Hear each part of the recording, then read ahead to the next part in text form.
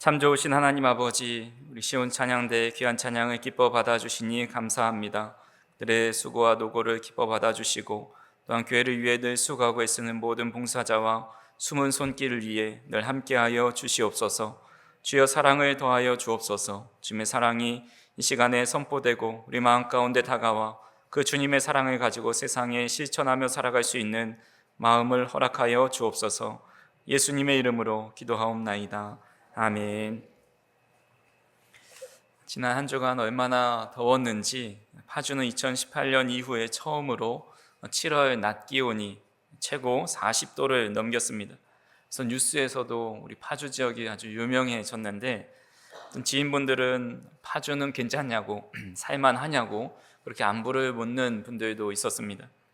이 무더위 속에 하나님을 사랑하고 또 예배하고자 하는 그 열정을 가지고 우리 나오신 성도님들 모두에게 그 날씨보다 더 뜨거운 하나님의 사랑과 은혜가 이 시간 임할 수 있기를 간절히 소망합니다.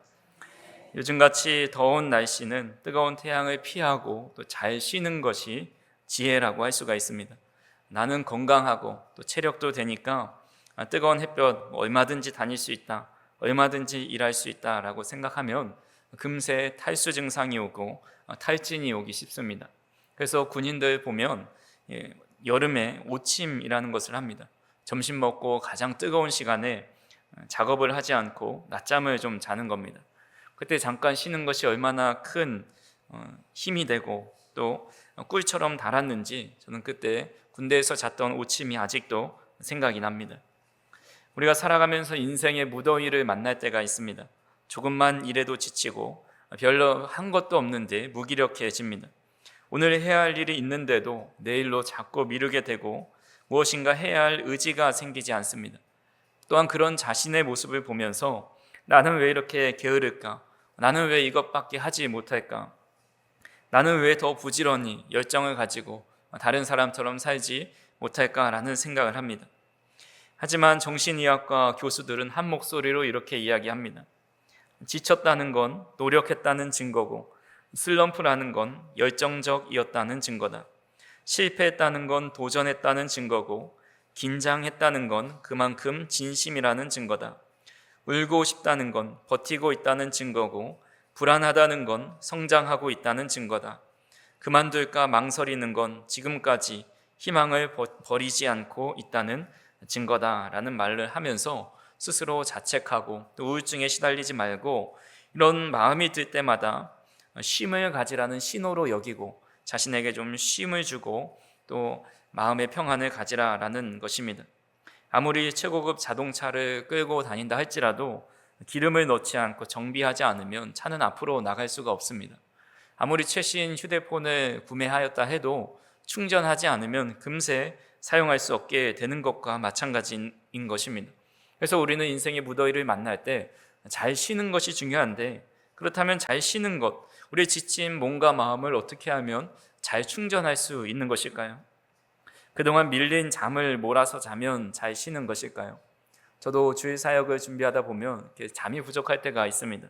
그래서 월요일 날 이제 그날은 제가 쉬는 날이니까 몰아서 잠을 자보려고 해도 사실은 피곤이 잘 풀리지 않습니다.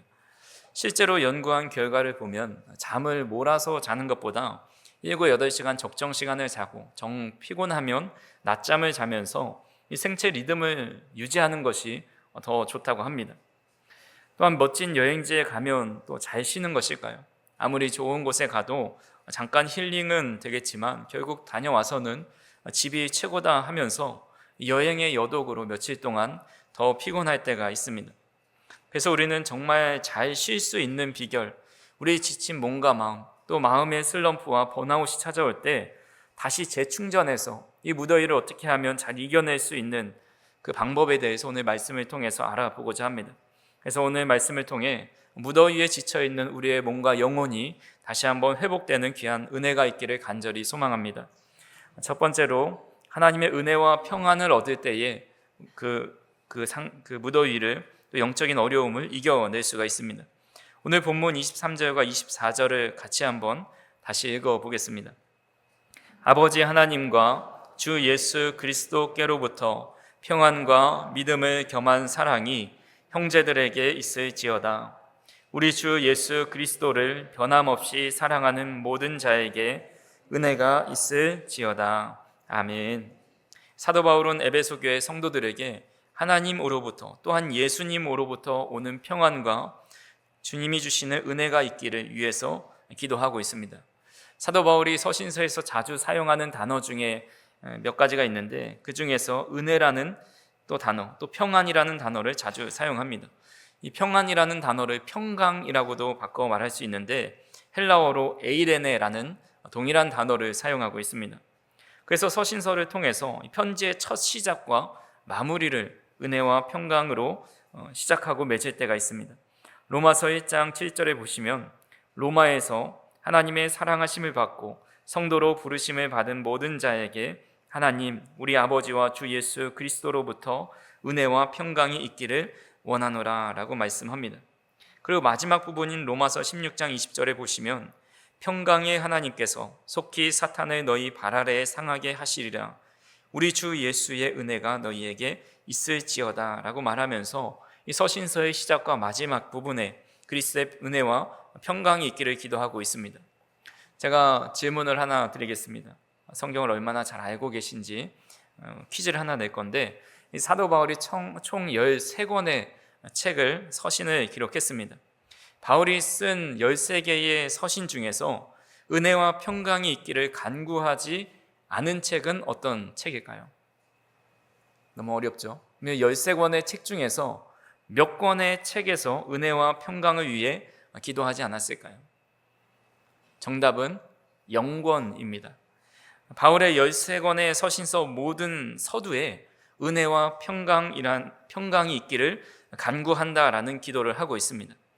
그리스도의 은혜와 평강이 있기를 간구한다라는 그 말이 어떻게 왜 바울의 고정 멘트가 된 것일까요? 그 이유는 초대교회는 복음을 붙잡고 믿음을 지키고 살아가는 것 자체가 고난이었고 유혹이 심했고 핍박을 직면해야만 했습니다. 바울이 그런 상황 속에서 모든 서신에서 은혜와 평강을 기도하면서 서두를 열었던 것은 그런 환경에서 그 삶과 믿음을 지킬 수 있는 방법이 바로 하나님의 은혜와 평강이 있어야 되기 때문이었기 때문입니다. 그래서 단순한 인사말이 아니라 그들의 믿음을 일으켜 세워주고 절망하지 않고 다시 한번 믿음 가운데 살아갈 수 있기 위한 기도가 바로 은혜와 평강입니다. 그들은 유대인의 큰 박해를 받았습니다. 바울이 회심하기 전에만 살펴보아도 사울은 예수님을 믿는 사람들을 어떻게 해서든지 잡아 죽이려고 했습니다. 회당에서 쫓겨나고 채찍질을 당하고 투옥당하고 심지어 죽음에 이르기까지 합니다. 그래서 스데반은 돌에 맞아 죽고 초대교회는 그들이 신성하다 여기는 그 예루살렘을 떠나서 각지로 흩어질 수밖에 없었습니다. 유대인들만 핍박하는 것이 아닙니다. 로마 제국까지도 그들을 박해합니다. 로마는 황제의 숭배를 국가의 통합수단으로 여겼기 때문에 황제를 향해서 주라고 선언을 해야 되는데 예수님을 향해 주님이라고 선언합니다. 그러니 황제가 볼 때 저들은 나를 신으로 여기지 않는구나 라고 해서 1세기 후반부터 본격적인 국가적 박해가 시작됩니다.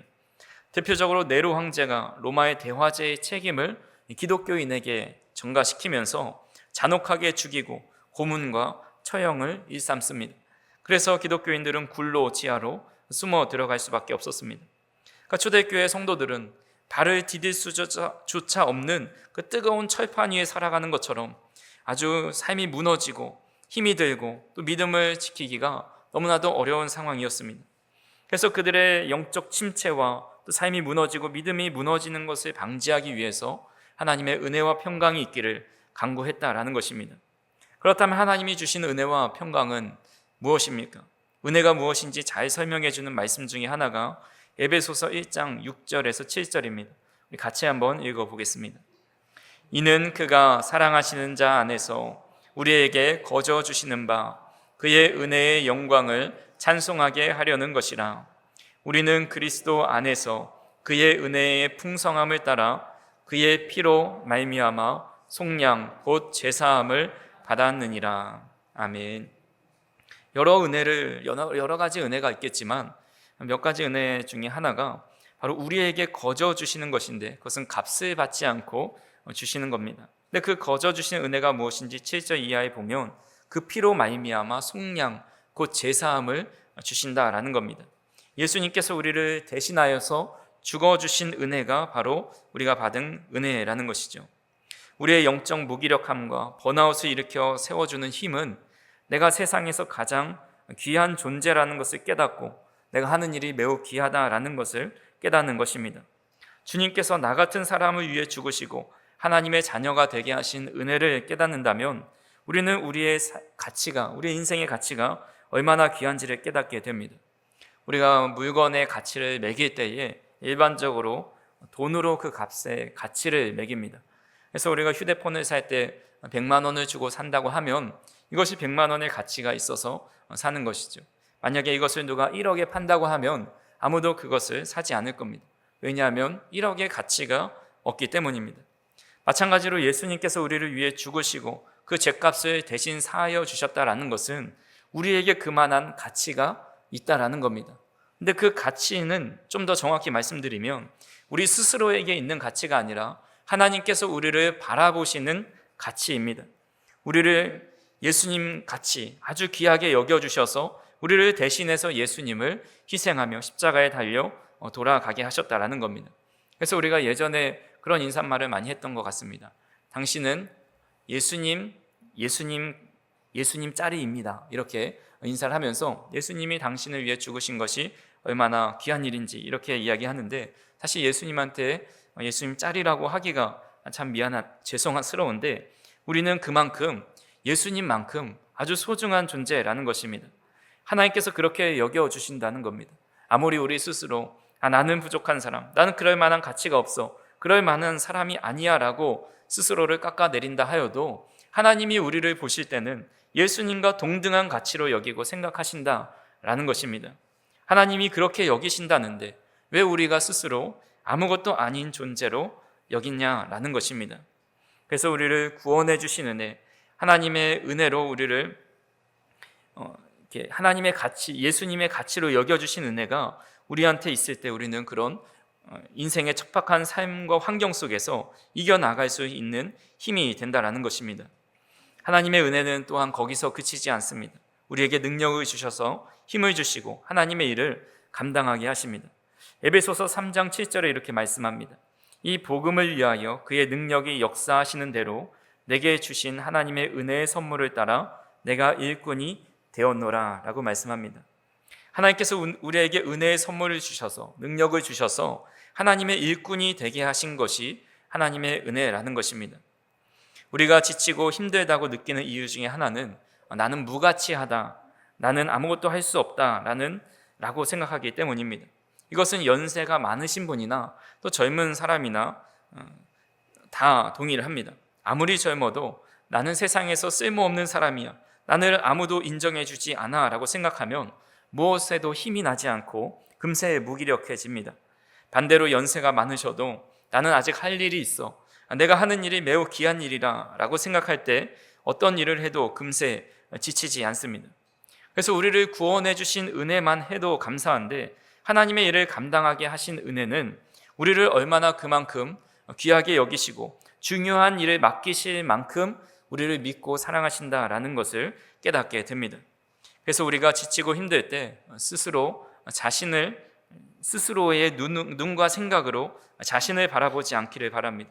하나님의 시선과 또 하나님의 마음으로 우리 스스로를 바라보셔서 하나님께서 나를 예수님과 같이 동일하게 귀하게 여겨주셨지, 그리고 나에게 귀한 하나님의 일을 감당하게 하셨지라는 그 은혜가 있다면 우리는 지치고 피곤할 때 다시 한번 새 힘을 얻고 우리의 정체성을 새로 하고 힘을 내어 달려갈 수 있다는 것입니다.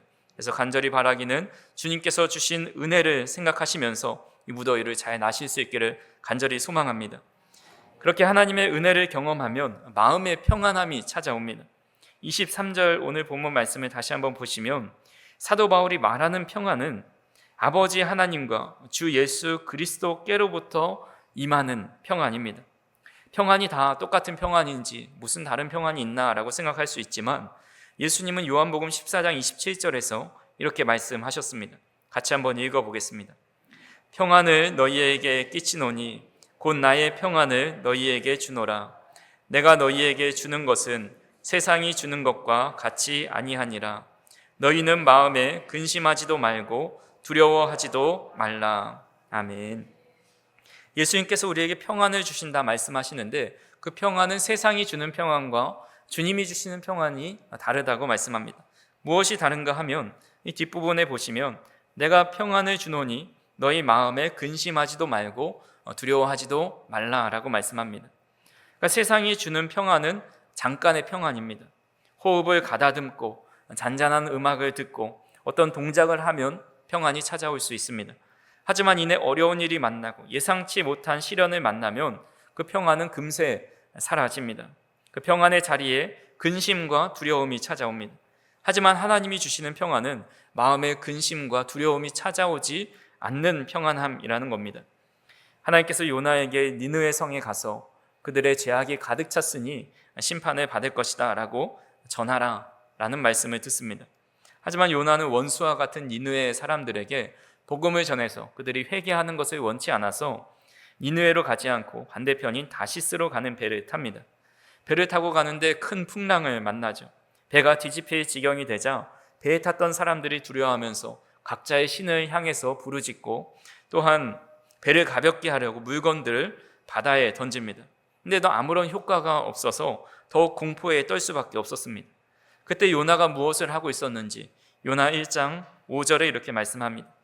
사공들이 두려워하여 각각 자기의 신을 부르고 또 배를 가볍게 하고 그 가운데 물건들을 바다에 던지니라. 그러나 요나는 배 밑층에 내려가서 누워 깊이 잠이 든지라. 배 밑층에 내려가서 누워 깊이 잠을 자고 있습니다.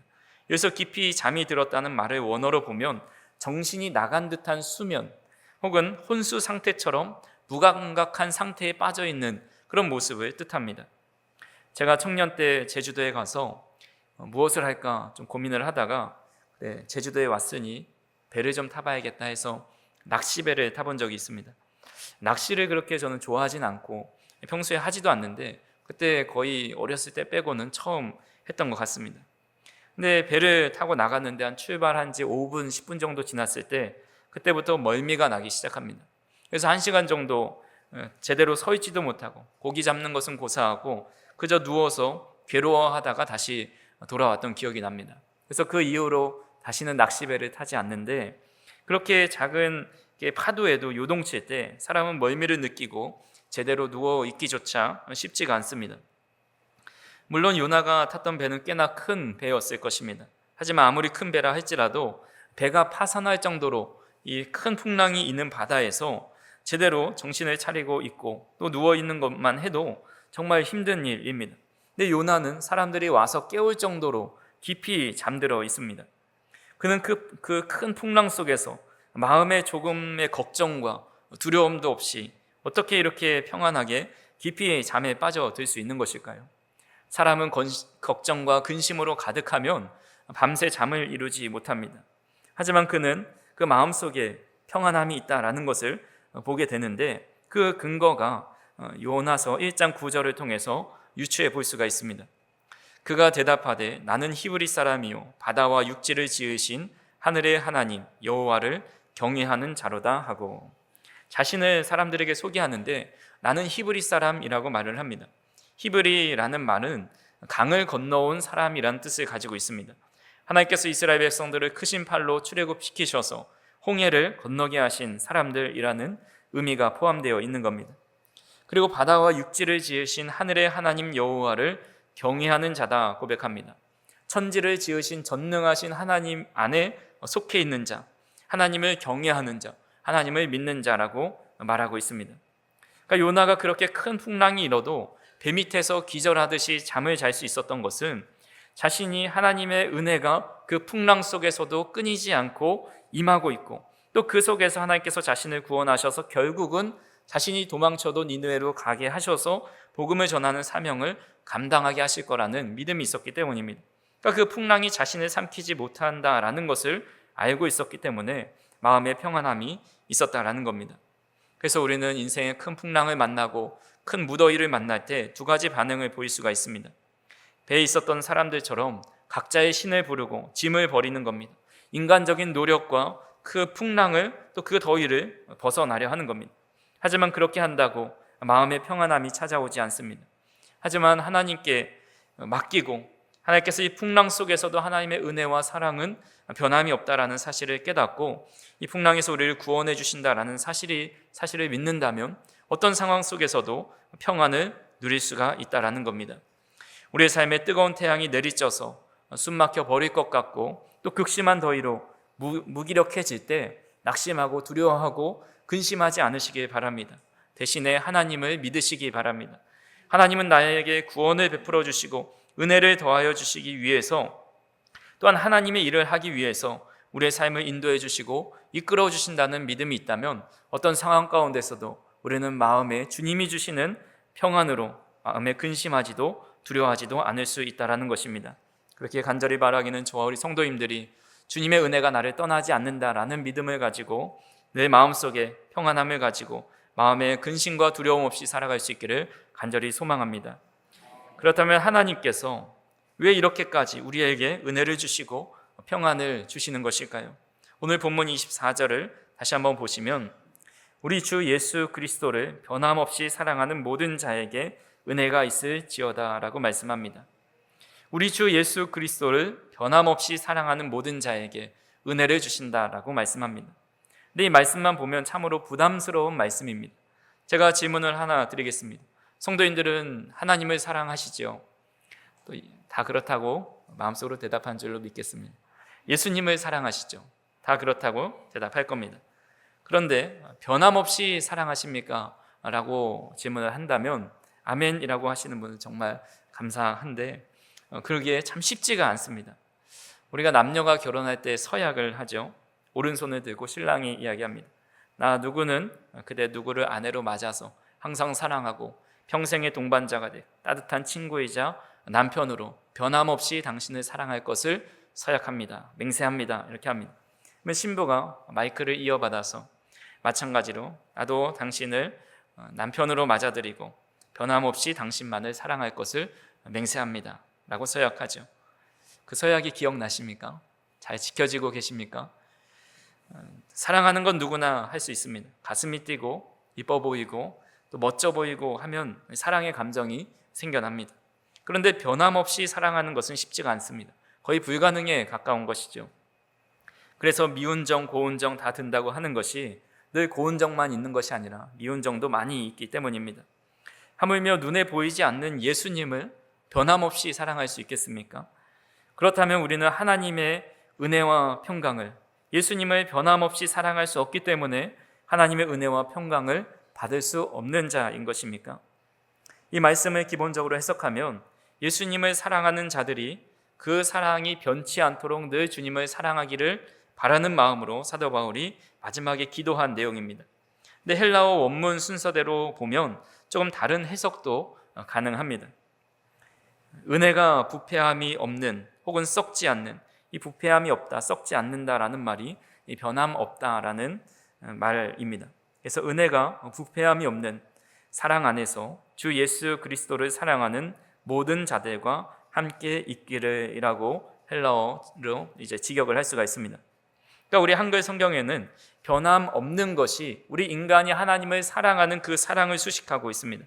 근데 이 헬라어로 조금 다르게 해석을 하면 부패함이 없고 또 썩지 않고 변함이 없는 것이 사랑을 수식해 주고 있습니다.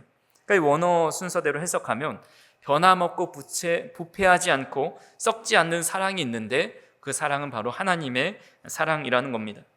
즉 하나님의 변함없는 사랑 안에서 주 예수 그리스도를 사랑하는 사람에게 은혜와 평강을 주신다라고 해석할 수가 있는 겁니다. 하나님은 우리를 변함없이 사랑하시기 때문에 우리에게 은혜와 평강을 주십니다. 우리의 어떤 행위나 받을 만한 조건이 아니라는 겁니다. 그렇게 하나님의 변함없는 사랑에 근거한 은혜와 평강은 변하지도 사라지지도 않습니다. 단테 가브리엘 로제티라는 화가가 그린 Found, 발견이라는 그림이 있습니다. 한 청년이 한 여인의 손을 잡고 데려가려 하지만 이 여인은 나는 갈 수 없다는 듯이 고개를 돌리고 청년을 쳐다보지 못합니다.